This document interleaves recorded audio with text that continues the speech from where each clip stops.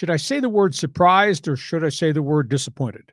They had $93 million in cap space, the Chargers did, when they started this process, and they've not signed anybody that changes the game.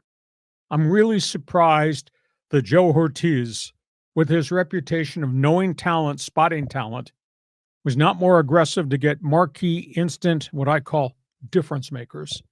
Now, granted, the Chargers started this whole thing by releasing Joey Bosa.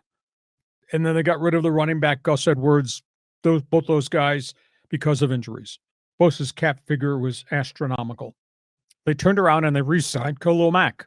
1 year, $18 million. So he took a pay cut. Now, they could have gone back.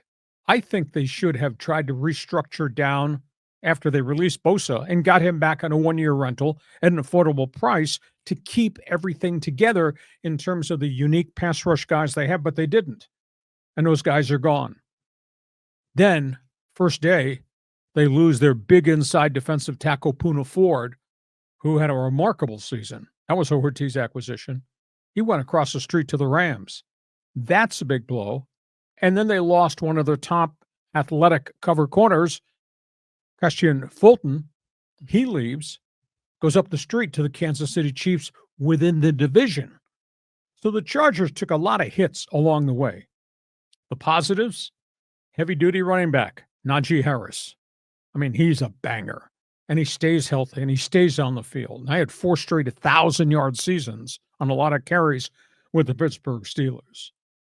I would take Najee Harris over Gus Edwards, who has since departed. Dante Jackson, he was with Pittsburgh, he was with Carolina, and he did play a lot for the Steelers. But if your head coach, Mike Tomlin, doesn't want you in Pittsburgh, what does it say about you, the talent? Yet the Chargers signed Dante Jackson, cornerback. And then late on Wednesday night, they brought back Mike Williams. So they add Mike Williams, but yeah, he's big and he makes some catches down the field, but he has a real significant injury history. And again, the Steelers and Jets both had him, and they both let him go. And then they re-signed Brad Bozeman, journeyman center, one of the lowest-rated centers in the entire National Football League. He was one of the problems they had in the interior of the offensive line, and they brought him back. Signed him a 2-year contract extension. So my disappointment is you had all this money. You should have made a pitch to get Bosa to stay in-house at a reduced fee like Khalil Mack stayed in-house. They tried to get 2 other offensive guards, could not sign them or did not sign them or weren't willing to pay the price to get them here. They missed out on 2 different centers they went after. They missed out on a tight end they wanted to sign who catches balls. So outside of Najee Harris, I don't know that they've done a hell of a lot to really improve this team around the quarterback, Justin Herbert. So right now, because they failed to address what I thought were the most critical things, the interior of the offensive line, even though they got a positive done with the running back, I gave him a letter grade of C. I don't understand the rationale when you had all that cap space. That's one man's opinion on the Bolts. Give me yours. Yeah, it was weird seeing Mike Williams come back, and that's got to be kind of an awkward situation, when a guy comes back to a team. But my question to you is kind of a little bit, look at you checking for more updates all day. Looking at more broad-based here, there's just been a flurry of transactions. Do you think this is the new breed of general managers that are more willing to wheel and deal and maybe sort of cut mid-tier players thinking they can get an upgrade? I think they're willing to cut high-priced players that they may have inherited that had bloated contracts. To me, there's a boldness to the current-day general manager. They're going to make these deals, and in some cases, these clubs are taking hellacious salary cap hits with dead money that they have to carry forward. It's a different way of doing business right now.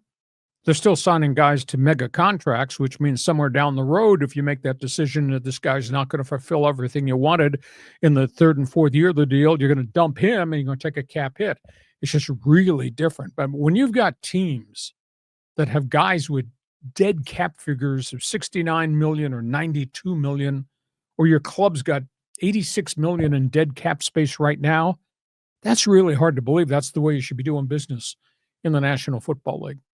But they're not done. Chargers can't be the end result because they haven't solved it. Now, granted, maybe they think they're going to solve some of it in the draft, but end of the day, there were so many proven players out there, and They didn't get any of the guys that I've been told, and I network with a lot of people.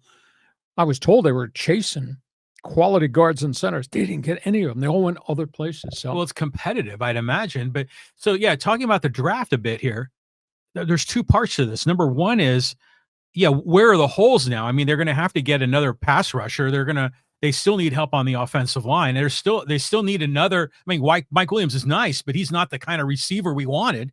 So what are they going to do? And then, oh, by the way, how you living here with $93 million of cap space? It's not like you're going to go after any of the other free agents, and the rookies don't make as much. So they're going to have go into the season with a big gap. They started at 93, but for example, you take the 18 million Khalil Mack got off that 93. Okay. And then whatever they're paying Najee Harris. So it's like half that or something yeah, like that. exactly. Mhm. But at the end of the day, did they get difference makers outside of Najee Harris? No.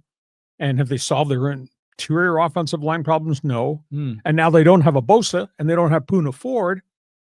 And there's really nobody left on the open market to go get. Okay, that's all things Charger football. You're a Charger fan. Hey, we cover the NFL here like nobody else does. Jump into the Fans Forum chat box. Agree or disagree with me. Your theory on Charger football, regardless of where you are. From that team.